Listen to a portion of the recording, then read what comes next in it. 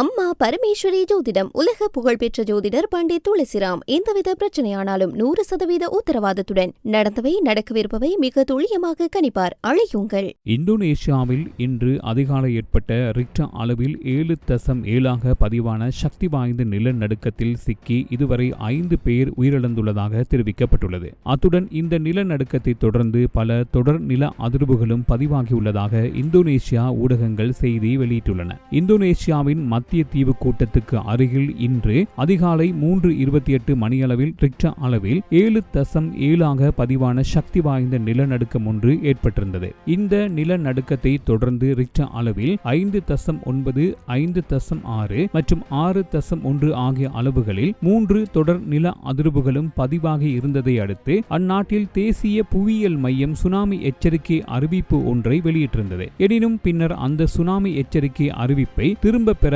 அந்நாட்டின் தேசிய புவியியல் மையம் நடவடிக்கை எடுத்துள்ளது. இந்தோனேஷியாவில் ஏற்பட்ட இந்த நிலநடுக்கத்தை தொடர்ந்து வெளியிடப்பட்ட சுனாமி எச்சரிக்கையை அடுத்து இலங்கையின் வளிமண்டலவியல் திணைக்களமும் அறிக்கை ஒன்றை வெளியிட்டிருந்தது. அதில் நிலநடுக்கத்தினால் அந்நாட்டில் சுனாமி எச்சரிக்கை விடுக்கப்பட்ட போதிலும் இதனால் இலங்கைக்கு எவ்வித தாக்கமும் இல்லை என குறிப்பிடப்பட்டிருந்தது.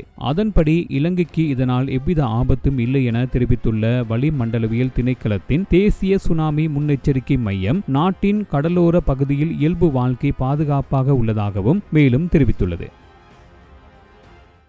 அம்மா பரமேஸ்வரி ஜோதிடம் உலக புகழ்பெற்ற ஜோதிடர் பண்டிட் துளசிராம் எந்தவித பிரச்சனையானாலும் 100% உத்தரவாதத்துடன் நடந்தவை நடக்கவிருப்பவை மிக துல்லியமாக கணிப்பார். அழையுங்கள்.